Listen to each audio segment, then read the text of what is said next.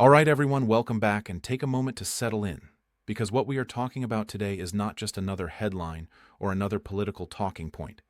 This is something that directly affects your monthly income, your retirement security, and the future of one of the most relied upon programs in American history. New warnings are coming out right now about potential Social Security payment cuts, and the language being used is getting more serious by the day. This is no longer framed as a distant problem that might happen someday. Lawmakers, economists, and policy experts are openly saying that unless Congress acts, benefit reductions are no longer a question of if, but when. And what makes this moment even more explosive is the growing generational divide that is now dominating the conversation. If you look at the latest headlines that came out today, they paint a very unsettling picture. Social Security's solvency crisis is accelerating, and Americans are increasingly worried about what this means for their financial future. According to recent surveys, more than half of working Americans, about 52%, say they are counting on Social Security as a core part of their retirement plan. That alone tells you how deeply embedded this program is in everyday life. Yet at the same time, nearly one-third of Americans fear that Social Security may not even exist by the time they are ready to collect. That fear is no longer limited to fringe opinions or internet speculation. It is now backed by official government projections, including data from the Congressional Budget Office. The CBO has been very clear in its long-term outlook. Under current law, the Social Security Trust Fund is projected to become insolvent around the year 2033. That date is critical because insolvency does not mean Social Security suddenly disappears overnight. What it means is that the program would only be able to pay out what it collects in payroll taxes at that point. And when that happens, benefits would automatically be reduced across the board by roughly 20 to 25%. That means retirees, disabled workers, survivors, and SSI recipients would all see cuts at the same time. There would be no exemptions, no gradual phase-in, and no warning letters explaining it away. The checks would simply be smaller. Now here is where things get even more complicated and, frankly, more heated. As these projections become more widely discussed, a generational clash has erupted over how, or even whether, Social Security should be saved in its current form. Younger Americans, particularly Gen Z, are increasingly vocal about their skepticism toward the program. Many of them are saying openly that they do not believe Social Security will be there for them when they retire. And because of that belief, they are pushing back hard against proposals that would require them to pay significantly higher taxes today to fund benefits for current retirees. One of the most controversial proposals being discussed involves a potential tax increase of around $2,600 per year for working Americans. The idea behind this proposal is simple in theory. Raise payroll taxes now, keep benefits flowing at 100%, and buy time to keep the system solvent. But in practice, this proposal has triggered a massive backlash, especially among younger workers. Many Gen Z respondents in recent polls say they see this as paying into a system that may never pay them back. They argue that they are being asked to shoulder the cost of a program that they believe is already broken beyond repair. Some Gen Z voices are going even further, saying that Social Security should be allowed to run dry. In their view, forcing higher taxes on younger generations is unfair, particularly when wages have not kept pace with the cost of living, housing, healthcare, and education. They argue that if cuts are inevitable, they should happen sooner rather than later, even if that means current beneficiaries take a hit. This is a dramatic shift in public sentiment and one that is sending shockwaves through Washington. To understand why this divide is so intense, you have to look at how Social Security actually works. The program is not a personal savings account. The payroll taxes you pay today are not being saved for your own retirement decades down the line. Instead, those taxes are used immediately to pay benefits to current retirees. This structure worked well when there were many workers supporting relatively few retirees. But demographics have changed. People are living longer, fertility rates have declined, and there are fewer new workers entering the workforce relative to the growing number of retirees. That imbalance is at the heart of the solvency crisis. Recent polling from the Cato Institute and YouGov highlights just how stark the generational divide has become. While 83% of Americans view Social Security positively overall, about 70% expect benefit cuts in the future.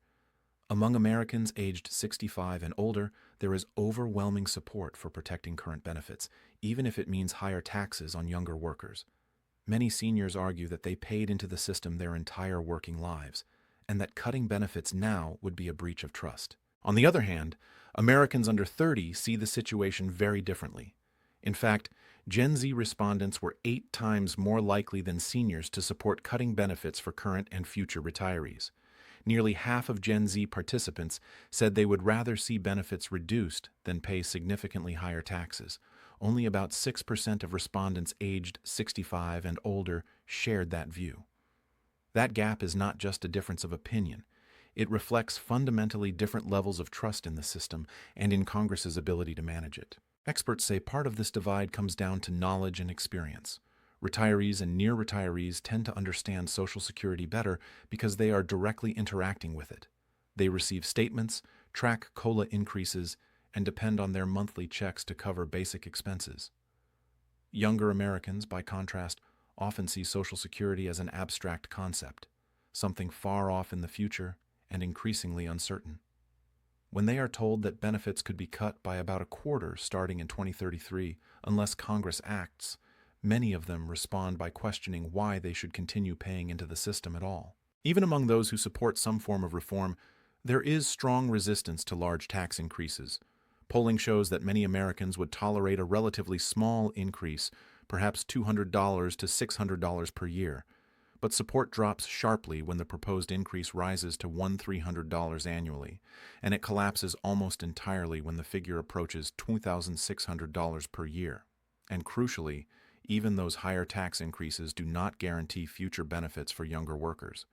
They primarily ensure that current benefits can continue to be paid at full levels. That reality fuels a sense of resentment among younger generations.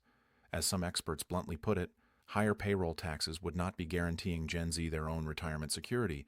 They would be guaranteeing someone else's benefits, and that distinction matters deeply in a time when trust in institutions is already fragile. Meanwhile, lawmakers are under increasing pressure to be more transparent about what is coming. One of the most striking moments in recent congressional hearings involved warnings about how the CBO presents its 10-year economic outlook. Despite the trust fund's projected insolvency falling well within that 10-year window, the outlook often assumes full scheduled benefits will continue to be paid. Critics argue that this creates a misleading picture and masks the severity of the problem. During testimony before Congress, it was pointed out that once insolvency hits, payable benefits would drop sharply, a fact clearly shown in Social Security trustees' reports, but not prominently displayed in the CBO's baseline projections. This disconnect has led to calls for reforms like the Save Our Seniors Act, which would require the CBO to include clear charts showing both scheduled and payable benefits. The goal is simple: make sure lawmakers and the public fully understand what benefit cuts would look like in real terms. For seniors who rely on Social Security, this is not an academic debate. These checks pay for rent, food, utilities, medications, and medical care. A 20 to 25% cut would be devastating for millions of households. Someone receiving $1,000 a month would suddenly be living on $750 or $800. For many, there is no buffer, no savings, and no easy way to make up the difference. At the same time, doing nothing is not a neutral choice. If Congress fails to act, cuts will happen automatically. There will be no vote, no compromise, and no gradual adjustment. The system will simply pay out less because it has less money coming in. That reality is forcing Americans to confront uncomfortable questions about fairness, responsibility, and the future of social insurance. Some proposed reforms aim to delay the problem rather than solve it. Raising the retirement age is one of the most frequently mentioned options. The logic is that if people work longer, they collect benefits for fewer years, reducing strain on the system. But critics argue that this disproportionately harms workers in physically demanding jobs and those with shorter life expectancies. Other proposals include transitioning Social Security to a flat benefit structure where everyone receives the same amount regardless of earnings history. Supporters say this would simplify the system and make it more equitable. Opponents counter that it undermines the contributory nature of Social Security and penalizes those who paid more into the system over their careers. Then there are outright benefit cuts, either across the board or targeted at higher-income retirees. While this approach directly addresses the funding gap, it is politically explosive and deeply unpopular among current beneficiaries. Still, some younger Americans see it as the least unfair option, given the alternatives. Adding to the complexity are broader economic pressures. Longer life expectancy means benefits are paid out for more years. Declining fertility rates mean fewer workers are paying into the system.